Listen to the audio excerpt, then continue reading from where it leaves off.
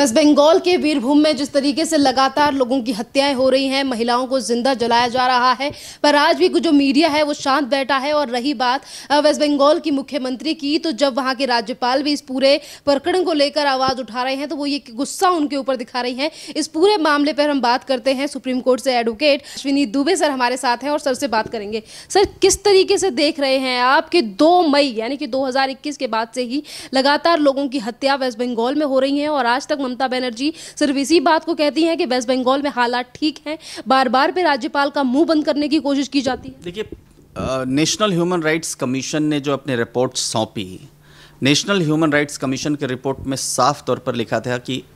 State sponsored crime, और साथ ही साथ उसमें यह भी लिखा हुआ था कि post pole violence by the ruling party members. तो मैं समझता हूँ कि गवर्नमेंट की कॉन्स्टिट्यूशनल अथॉरिटी ने गवर्नमेंट ऑफ इंडिया के जो रिपोर्ट दिया और ये कहा कि वहाँ रूल ऑफ लॉ नहीं, लॉ ऑफ रूलर चल रहा है, ये बहुत बड़ा कमेंट है। नंबर 1,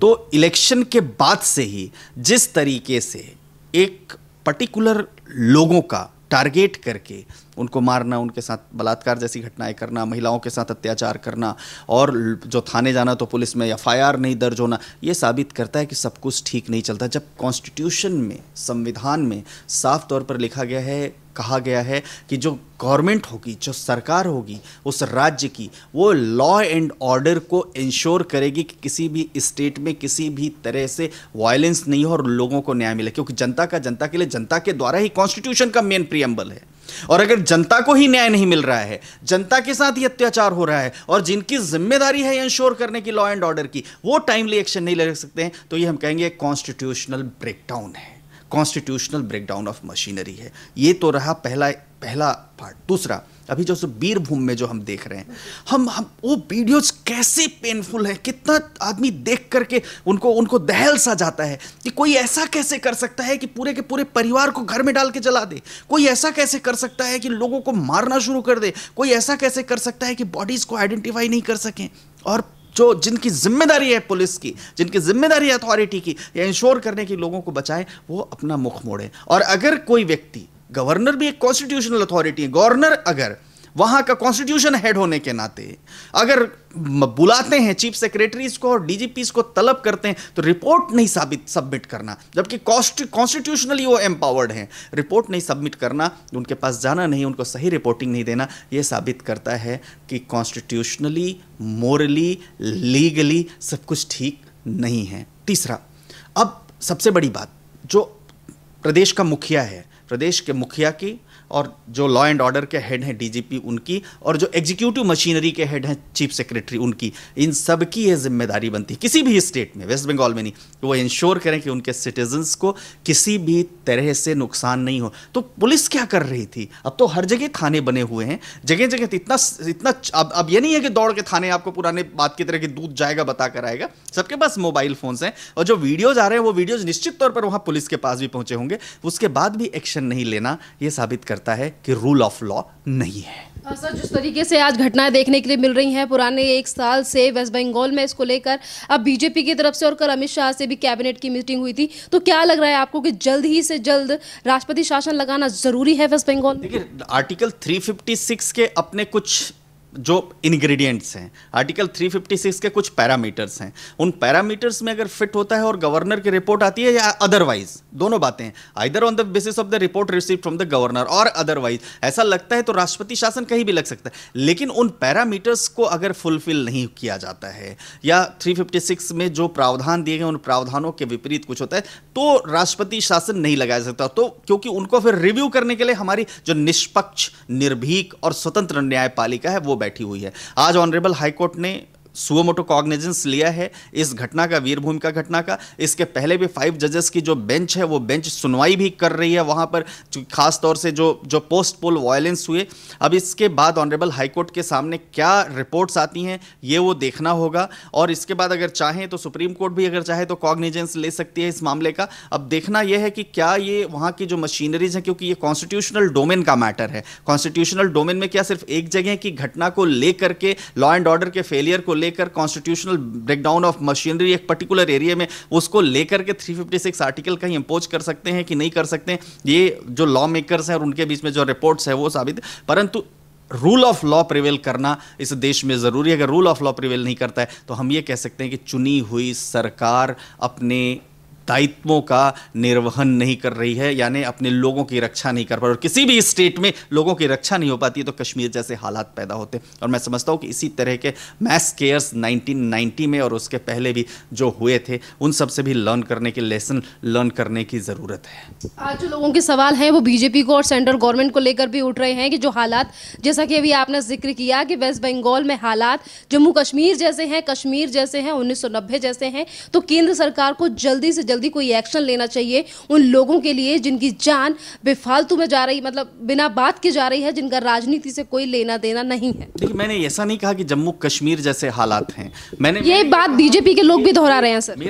मेरा ये कहना है कि अगर कॉन्स्टिट्यूशनल ब्रेकडाउन ऑफ मशीनरी होती है तो किसी भी परिस्थिति में सेंट्रल फोर्सेस की, पैरामिलिट्री फोर्सेस की, आर्मी की जिम्मेदारी होती है कि वहां पर लॉ एंड ऑर्डर को इंश्योर करें। लेकिन सवाल यह उठता है कि लॉ एंड ऑर्डर क्या वाकई में इतना खराब है, इसी तरह से उस एरिया को छोड़ने के लिए विवश कर दिया गया है? यह जरूर इसको देखना होगा। तो उस बात को कतई ये नहीं समझे, हाँ, लेकिन जिस तरीके से वीरभूम और उसके आसपास के एरिया से लोग घरों को खाली कर रहे हैं, पिछली बार भी पोस्ट पोल वायलेंस के बाद भी लोगों को आसाम में जाकर के जो शरण लेनी पड़ी थी, बहुत सारे लोग गए थे। तो ये साबित करता है कि कहीं ना कहीं गवर्नमेंट स्पॉन्सर्ड एक्सोडस के लिए लोगों को प्रेरित किया जा रहा है। ये एक बात हो सकती है, परंतु अब देखना है, अब उस समय की स्थितियां अलग थी, अब की स्थितियां अलग हैं। तो मैं समझता हूं कश्मीर से बंगाल की तुलना करना उचित नहीं होगा, परंतु जो स्थिति है वो उतनी भी ठीक नहीं है कि हम इसको यह कह दें कि सब कुछ ठीक चल रहा है। Rule of law must prevail, क्योंकि हम कॉन्स्टिट्यूशन में बिलीव करते हैं,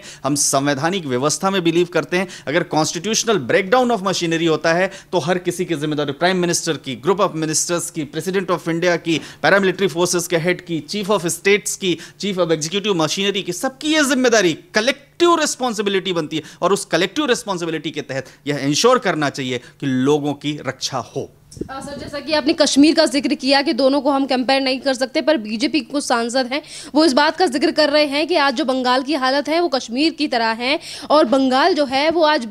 बारूद के ढेर पर बैठा है। यहीं पर अगर कांग्रेस की भी बात करें जो लगातार सपोर्ट करती है टीएमसी को, आज कांग्रेस के नेता अधीर रंजन चौधरी भी कह रहे हैं कि वेस्ट बंगाल में राष्ट्रपति शासन लगना चाहिए। देखिए, राष्ट्रपति शासन के लिए अगर बहुत सरकार को लगता है, हमारे ऑनरेबल प्रेसिडेंट ऑफ इंडिया को लगता है, गवर्नर के रिपोर्ट में इतना दम होता है तो, और वो लगता है कि वो कल की 4 तारीख में चैलेंज नहीं होगा, जुडिशियल रिव्यू का पार्ट नहीं होगा, और एक गवर्नमेंट, एक इलेक्टेड गवर्नमेंट को वहाँ पर जिसके पास मैंडेट है उसको हटाना ही उचित होगा रूल ऑफ लॉ को प्रिवेल करने के लिए। तो वो ऐसा कॉन्स्टिट्यूशन में इसीलिए प्रावधान दिया गया है। तो वो तो एक तो ये हो गया कॉन्स्टिट्यूशनल अथॉरिटीज़ के डोमेन में आया। अब अगर हम ह्यूमन राइट्स के वायलेशंस की बात करें तो स्टेट में जिस तरीके से स्टेट मशीनरीज का फेलियर हो रहा है, स्टेट मशीनरीज एक्शन नहीं ले रही हैं, चीफ मिनिस्टर जो एक्शन नहीं ले रही हैं, ये सब चीज़ें हम जरूर कहेंगे कि है। और एक रिपोर्ट भी आई कि वहाँ पर जो इन्फिल्ट्रेटर्स हैं, जो रिफ्यूजीज हैं, वो 2 करोड़ से ज़्यादा की संख्या में हैं और जो सब वोट बैंक बन चुके हैं। तो हम हालात तो, डेमोग्राफी जब चेंज होगी तो हालात तो बदलेंगे, और हालात जब बदलेंगे तो जो एक आइडियोलॉजी होगी उस आइडियोलॉजी को एस्टैब्लिश करने के लिए लोग हर तरह के काम करेंगे। तो जो वहाँ के लोकल लोग हैं या उस आइडियोलॉजी को एक्सेप्ट कर लें, अडॉप्ट कर लें, या उससे वो कॉन्ट्राडिक्ट जाएंगे, तो निश्चित तौर पर वहाँ पर ऐसी परिस्थितियाँ होंगी। अब देखना यह है कि उस ऐसी परिस्थितियों में गवर्नमेंट ऑफ इंडिया क्या एक्शन लेती, क्योंकि पहले भी गवर्नर की बार बार रिपोर्ट्स आती रही। और आप ये समझिए ना कि गवर्नर एक अपने यहाँ की कॉन्स्टिट्यूशनल अथॉरिटी के हेड हुए, गवर्नर कहीं जाते हैं तो वहाँ की सारी व्यवस्था, सारी मशीनरी सब उनके साथ रहती है। लेकिन ऐसा अनफॉर्चुनेट था, इतना कॉन्स्टिट्यूशनल ब्रेकडाउन था उस स्टेट में कि गवर्नर जब लोगों से, पीड़ितों से मिलने जाते थे तो गवर्नर को हुटिंग की जाती थी, गवर्नर के खिलाफ नारे लगाए जाते थे, गवर्नर को मशीनरी पुलिस नहीं मिलती थी, गवर्नर को सपोर्ट नहीं मिलता था, गवर्नर के साथ मैन हैंडलिंग होती थी और गवर्नर अपने रिपोर्ट जो है सौंपते जाते थे। तो ये निश्चित तौर पर हम कहेंगे कि जो संवैधानिक ढांचा है, उस ढांचे के तहत जो उसके अंग बने हुए हैं, उन अंगों के जो हायरार्की बनी हुई है, उनके क्या क्या पावर्स होंगे, उन पावर्स के साथ भी खिलवाड़ हो रहा था और एक जगह वो पावर सारी की सारी आ गई। तो उसके अलावा हम ये बात करेंगे कि शारदा घोटाले में भी आप देखिए कि कैसे एक पुलिस ऑफिसर के लिए एक जगह की चीफ मिनिस्टर वहां पर बैठ रही हैं, किस पर, अनशन पर। तो ये भी साबित करता है कि आप जो है कॉन्स्टिट्यूशनल अथॉरिटीज में विश्वास है। उसके अलावा एक और भी बात देखिए कि जो दिल्ली पुलिस एस्टैब्लिशमेंट एक्ट है, डीपीएससी एक्ट, जिसके मुताबिक सीबीआई जो है किसी भी ऐसे सेंसिटिव प्राइम एजेंसी जो है किसी सेंसिटिव मैटर्स की इन्वेस्टिगेशन करेंगी और स्टेट गवर्नमेंट्स कंसेंट देती हैं,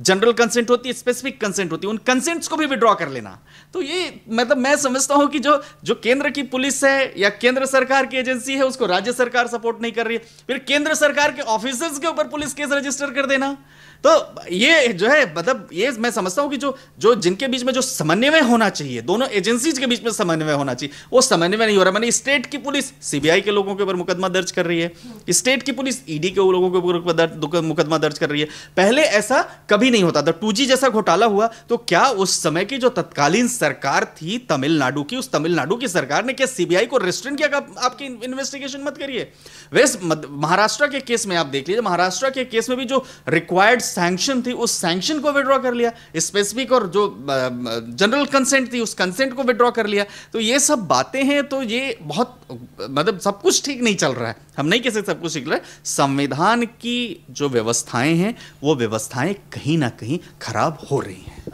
सर आप सुप्रीम कोर्ट से वकील हैं। मेरा एक सवाल है आपसे कि जिस तरीके से वेस्ट बंगाल के वीरभूम पर लोगों को जिंदा जलाया जा रहा है, घरों पर बम फेंके जा रहे हैं, बीजेपी के सांसदों की गाड़ियों पर बम फेंके जा रहे हैं, जनता का लगातार यही सवाल है, क्या ये सारी चीजें मेन स्ट्रीम वाले मीडिया को नहीं दिख रहे हैं? अगर उत्तर प्रदेश में छुटपुट भी घटना हो जाती है तो कहीं के भी मुख्यमंत्री, सारी मीडिया उत्तर प्रदेश में नजर आती है, और आज वेस्ट बंगाल में इतनी बड़ी घटना हो रही है, सारी मीडिया सोई हुई है। ममता बनर्जी कह रही हैं हालात ठीक है, कोई भी मुख्यमंत्री जवाब नहीं दे रहा है, चाहे फिर वो महाराष्ट्र के हों या तमाम और राज्य के हों। देखिए, मैं समझता हूं कि मीडिया का अपना एक नैरेटिव होता है, एक एजेंडा होता है,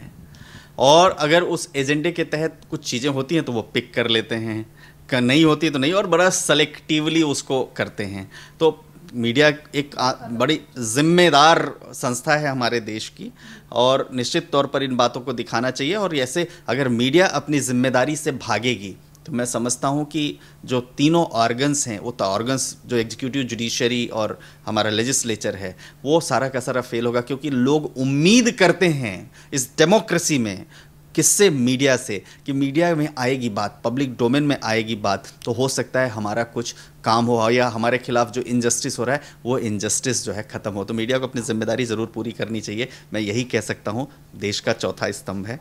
और यही है। जय हिंद।